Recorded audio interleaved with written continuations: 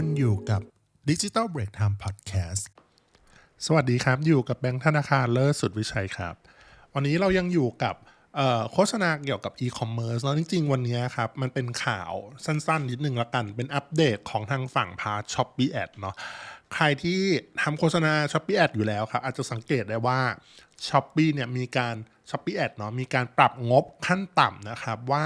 การทำโฆษณาบน Shopee Ad เนี่ยจะต้องเริ่มที่100 บาทต่อสินค้าแล้วนะครับ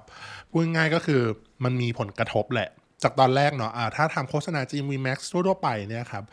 โฆษณาของ Shopee จะเริ่มที่40 บาทใช่ไหมต่อสินค้าเนาะก็ทำให้เราสามารถยิงแอดต่อวัน40 บาทต่อสินค้าได้เป็นเรื่องปกติเนาะแต่พอช่วงต้นเดือนมกราคมเนี่ยมีการปรับเรียบร้อยแล้วก็คือ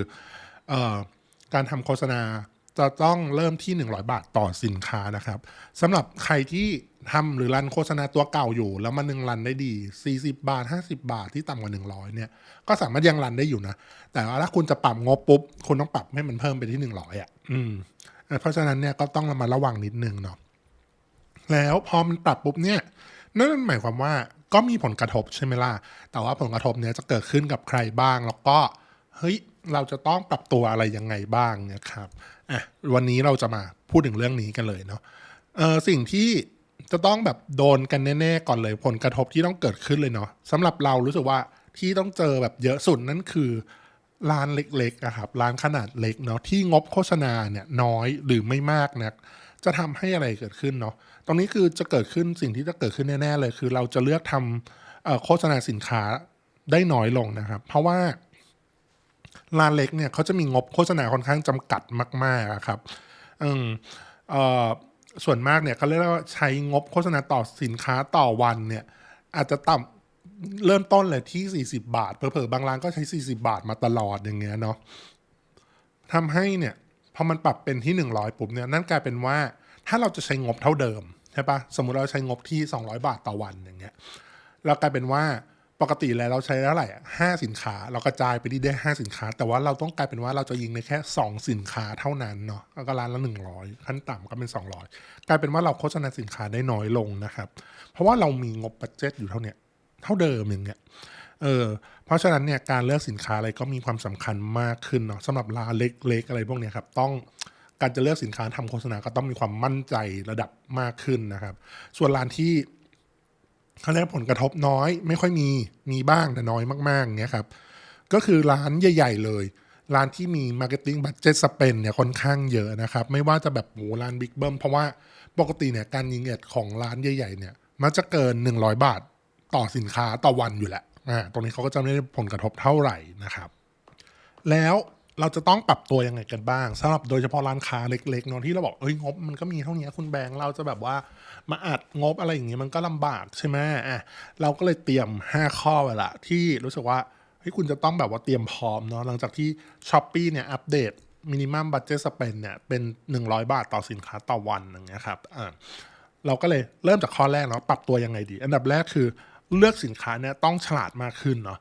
พูดง่ายคือเลือกสินค้าที่ ROAS ทำโฆษณาได้อย่างคุ้มค่านะครับแล้วก็ถ้า ROAS สูงเนี่ยเราสามารถเพิ่มงบกับสินค้าตัวนั้นๆได้เลยนะครับเป็นสิ่งแรกที่แนะนำให้ทำเลยเนาะโดยให้ดูประวัติการทำโฆษณาของ Shopee Ad นะครับย้อนหลังไปสัก 1-3 เดือนเอาที่เราดูนี่แหละดูปกติที่เราทำมานี่แหละดูว่าโฆษณาสินค้าไหนเนี่ยทำออกมาแล้วรู้สึกว่ามันคุ้มค่าเงินมากที่สุดอะรู้สึกจ่ายเงินไปแล้วรีเทิร์นกลับมาดีเนาะ ROAS มันสูงเนี่ยเป็นระดับที่น่าพึงพอใจมาโดยตลอดนะครับเรียกได้ว่าสินค้านั้นเป็นฮีโร่ product เลยของร้านเราเนาะแต่อีกนิดนึงที่นอกเหนือจากดูจาก ROAS แล้วนะอย่าลืมว่าดูพวกจำนวนสินค้าที่ขายได้เพราะว่ายิ่งจำนวนสินค้าที่ขายได้เยอะๆหมายถึงว่าในภาพรวมเนาะครับเฉลี่ยที่เราดูเนี่ยแล้ว ROAS มันดีนั่นหมายความว่ามันนิ่งROAS ที่มันทำได้มันนิ่งแล้วขายได้เยอะใช่ปะมันดีกว่าพวกROAS สินค้าสูงมากแต่ขายได้จำนวนหลักหน่วยชิ้นตั้งแต่3 เดือนที่ผ่านมามันก็จะแบบมันอาจจะยังไม่นิ่งนะอะไรอย่างเงี้ยแต่ถ้าจำนวนมันได้วอลลุ่มมันมีประมาณหนึ่งใช่ปะแล้ว ROAS มันก็สูงเนี่ยเป็นแบงก์ก็จะเลือกเพิ่มเงินกับสินค้าที่ ROAS สูงนะตรงนี้เนาะเพราะว่ามันได้ยอดขายได้ ROAS แล้วก็ได้ GMV ตามที่เราคาดหวังไว้นะครับเพราะว่าเข้าขายตรงนี้อย่างที่แม่บอกเข้าขายตรงนี้ทั้งหมดแนะนำว่าให้เพิ่มงบไปเลยต้องบอกว่า แล้วงบเพราะว่าอย่าลืมว่างบในที่นี้เอามาจากไหนล่ะตอนนี้มันเท่าเดิมอย่าลืมว่าในเมื่อบังคับให้เราเพิ่มที่เป็น100 บาทต่อวันใช่ไหมถ้าสินค้าฮีโร่โปรดักต์เราแบบยิงอยู่แล้วแต่เงินมันอาจจะไม่ได้เยอะมากใช่ปะเราไปพอสสินค้าที่มันทำโรแอสได้ต่ำหรือมันไม่ค่อยดีแต่เราก็พยุงมันไว้พยุงด้วยความแบบ40 บาทต่อวันตอนนั้นเราก็มันก็น่าจะนิดเดียวแล้วก็พยุงมันไว้กลายเป็นว่าเราอาจจะไม่เคยพอสตัวที่ทำโฆษณาไม่ดีเลยไม่เลยเนาะก็ให้มันกินเงินเบิร์นเงินไปเรื่อยๆอย่างเงี้ยก็อาจจะไม่เวิร์กพอถึงนะจุดๆนี้ปุ๊บเนี่ยที่เขาบังคับให้ปรับโฆษณาเป็น100 บาทต่อวันปุ๊บเนี่ยลองไปย้อนดูอันที่ไม่ดีก็ไปพอสออกแล้วก็เอาเงินที่มันเหลือมาเติมกับตัวที่มันดีนะข้อแรกนะอันนี้เลือกสินค้านะครับอันที่สองคือให้เวียนการทำโฆษณาสินค้ารองเนาะไม่จำเป็นต้องทำโฆษณาตลอดอันนี้ให้ปรับตามสถานการณ์ได้นะครับอย่างที่แบงค์บอกไปว่าเฮ้ยถ้ามันมินิมัมบัดเจ็ตสเปนนะตอนนั้นเมื่อก่อนอยู่ที่40 บาทต่อชิ้นต่อวันอย่างเงี้ยครับกลายเป็นว่าเราก็กระจายใช่ไหมเรากระจายสินค้าแล้วก็ลงแอดไปแล้วก็ปล่อยมันรันทั้งเดือนไปเลยอะไรอย่างเงี้ยก็เป็นไปได้แล้วแต่คนตรงนี้ใช่ไหมเช่นอย่างที่บอกเช่นจากปกติเราทำโฆษณา5 ชิ้นละ40 บาทรวมเป็นเงินอยู่ที่200 บาทต่อวันอันนี้คิดตามเนาะแล้วเราก็ยิงโฆษณา5สินค้าอย่างเงี้ยทั้งเดือนไปเลยลองเปลี่ยนดูนะเพราะว่ามันทำไม่ได้แล้วใช่ไหมเหมือนเดิมก็คือลองปรับมาเปลี่ยนมาเป็นทำโฆษณาแบบโฆษณา2ชิ้นละ100 บาทรวมเป็นเงิน200 บาทต่อวันใช้เงินเท่าเดิมถูกปะใช้เงินเท่าเดิมนะตรงนี้เงินเท่าเดิมนะแล้วก็ในช่วงให้รันวันที่1 ถึง 10ของเดือนอันนี้ต้องบอกก่อนว่าตัวเลขนี้คือเราก็เซตอัพขึ้นมาแล้วแต่คนนะเลขมันจะไม่เหมือนกันก็ได้แล้วพอวันที่11 ถึง 20ของเดือนปุ๊บก็ให้เปลี่ยนเป็นสินค้าที่3ที่4แล้วก็โฆษณาด้วยชิ้นละ100 บาทเหมือนกันนะครับแล้วก็ต่อด้วยสินค้าชิ้นที่5วันที่21 ถึง 30ของเดือนด้วยจำนวนเงินเท่านี้เหมือนกันเท่านี้ก็จะกลายเป็นว่าเราก็ยังใช้เงินเท่าเดิมได้อยู่นะเห็นไหมแต่เป็นการเวียนสินค้ากันมันไม่ใช่แบบว่าเฮ้ยสินค้านี้รันทั้งเดือนละเราจะรันแค่บางช่วงบางตอนบางจังหวะเวลาแม้ว่าการทำโฆษณาสินค้ามันจะสั้นลงบ้างเนาะแต่ก็ช่วยให้โฆษณาสินค้ารองเราเนี่ยยังทำงานได้ดีอยู่ตรงนี้เป็นการเวียนการทำโฆษณาสินค้ารองโดยที่ไม่ต้องทำโฆษณาตลอดเนาะให้ปรับตามสถานการณ์เฮ้ยถ้าใครรู้สึกว่าเฮ้ยคุณแบงค์อธิบายแล้วยังงงอยู่นิดนึงอะไรเงี้ยเรามีอินโฟกราฟิกต้องบอกก่อนนี้เราขายไม่ใช่ขายของสิเรามีอินโฟกราฟิกนะลองดูในเว็บอะไรเงี้ยเราก็จะแปะเข้าไปแล้วตอนนี้มีอินโฟกราฟิกทำให้แบบสวยงามนะครับจากAI Notebook LM ทำมาสวยแล้วก็ถ้ามีตรงสื่อผิดเพี้ยนเนี่ยโดยปกติเราก็จะมานั่งแก้ทีละจุดกันอะไรอย่างเงี้ยก็รู้สึกว่าเทคโนโลยีมันก็ดีนะใช้ AI แล้วก็เอาเรื่องอยู่อย่างงี้ทำให้เราแบบว่าทำออกมาแล้วเป็นรูปอย่างที่เรารู้สึกว่ามันก็สวยดีเหมือนกันนะต่อไปข้อที่3ตอบแบบกำปั้นทุบดินที่สุดก็คือเขาบังคับให้เพิ่มงบก็เพิ่มงบเถอะครับ เพื่อกระจายไปยังสินค้ารองแล้วก็สินค้าหลักที่ทำ ROAS ดีนะครับจริงๆหัวข้อนี้คุณแบงค์ไม่ต้องแบบว่าแบงค์บอกอะไรคุณบอกคุณแบงค์ไม่ต้องพูดก็ได้ ตอบแบบกำปั้นทุบดินสุดๆอะไรอย่างนี้เพราะการแนะนำในหัวข้อนี้คือการเพิ่มเงินไปเลยโดยตรงนะครับแน่นอนว่าการเพิ่มเงินไม่ใช่เพิ่มเงินแบบสเปซสปะอย่างที่เราแบบอะไรอย่างนี้อยากเพิ่มอันไหนก็ได้ใช่ไหมให้แนะนำว่าเพิ่มสินค้าหลักที่ทำได้อยู่แล้วเพิ่มงบในสินค้าหลักที่ทำได้ดีอยู่แล้วROASสูงคล้ายๆข้อแรกเลยอัดเงินเข้าไปเลยเพราะว่าคุณจะขายดีขึ้นแน่ๆอะไรอย่างเงี้ยครับแต่ถ้าเป็นสินค้ารองที่เราทำโฆษณาแล้วไม่ได้เยอะมากใช้คำว่าขายได้ดีแหละประมาณนึงแต่มันROASมันไม่ได้ดีแบบโอ้โหพุ่งปรุดปราดอะไรอย่างเงี้ยครับให้ดูว่าย้อนหลังอะไรพวกเนี้ยROASมันนิ่งไหมเป็นไปตามที่เราคาดหวังแค่ไหนอะไรอย่างเงี้ยครับถ้ารู้สึกว่ามันเป็นไปตามที่คาดหวังเราก็มองว่า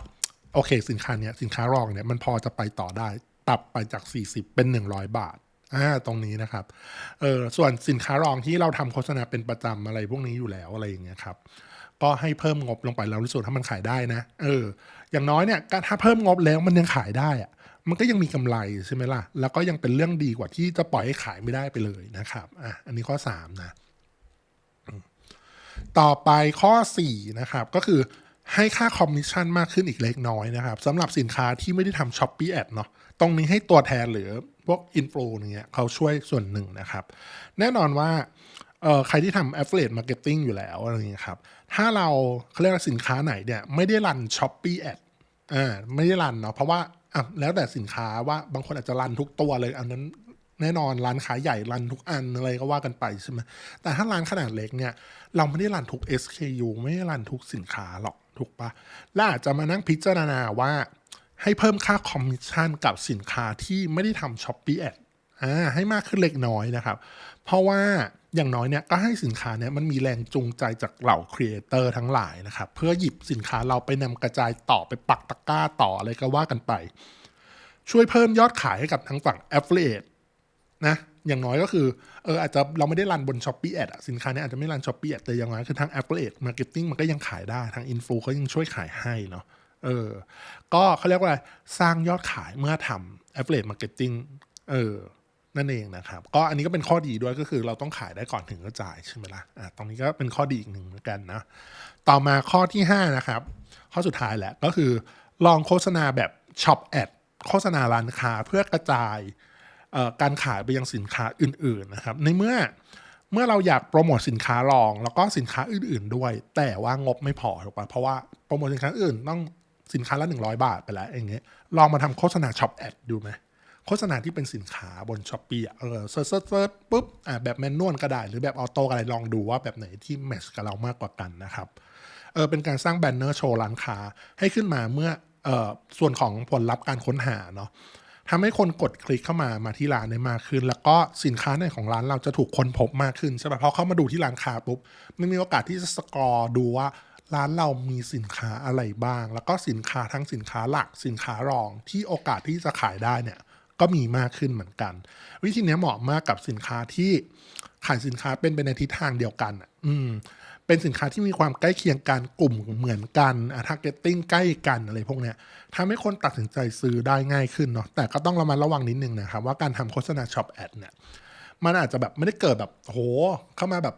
โดยตรงขนาดนั้นเนาะมันจะเป็นแบบขายแบบโดยอ้อมๆมากกว่าเข้ามาปุ๊บแล้วเข้ามาดูข้างในแต่มันก็ดูพวก GMV Direct ได้นะตรงนี้ต้องบอกก่อนนะครับโอเค Shopee Ad เนี่ยเมื่อปรับงบขั้นต่ำเริ่มที่100 บาทแล้วเนี่ยมันกระทบยังไงอะไรยังไงบ้างเนาะอย่างที่แบงค์บอกไปเกริ่นไปแล้วนะว่ากระทบหนักสุดๆในรอบนี้ก็คือร้านค้าขนาดเล็กนะครับที่โฆษณา Shopee Ad แบบด้วยเงินจำนวนที่ไม่มากมีจำกัดกันนะเลยทำให้การปรับนโยบายการทำโฆษณา Shopee Ad เนี่ยพอมันเริ่มที่100 บาทต่อวันต่อสินค้าเนี่ยจำเป็นอย่างมากเลยที่เราต้องใช้งบสูงขึ้นหรือไม่ก็เราต้องฉลาดขึ้นในการเลือกสินค้าถ้าเราจะทำโฆษณาสินค้าเท่าเดิมเราก็ต้องมานั่งเวียนเหมือนกันนะอย่างที่แบงค์บอกไปอะไรพวกนี้ครับแต่ว่าถ้าเราใช้งบเท่าเดิมแต่ว่าสินค้าน้อยลงอะไรพวกเนี้ยตรงนี้เราก็ต้องมานั่งคัดเลือกสินค้าเหมือนกันนะครับว่าจะเอาเงินไปลงที่ไหนอะไรอย่างเงี้ยครับดังนั้นร้านค้าที่รับผลกระทบเนี่ยก็ต้องแน่นอนว่าต้องปรับตัวตามนะครับซึ่งแบงก์ก็แนะนำวิธีไปแล้วที่ทาง Digital Break Time เนี่ยรู้สึกว่ามันค่อนข้างที่จะมันนำไปปรับใช้ได้เนาะแล้วก็ถ้าใครเนี่ยโดนผลกระทบอันนี้คอมเมนต์มาบอกกันได้แล้วก็เฮ้ยปรับตัวยังไงบ้างเฮ้ยมีข้อไหนที่รู้สึกว่าเฮ้ยมันมีข้ออื่นๆที่มันแหวกแนวกว่านี้รู้สึกว่าคุณแบงค์ลองทำแบบนี้สิอะไรอย่างเงี้ยมาคอมเมนต์ให้ฟังกันได้นะครับโอเคสำหรับวันนี้เท่านี้ก่อนครับอย่าลืมกดไลค์กดติดตามกด Subscribe กับ Digital Break Time Podcast ครับสวัสดีครับ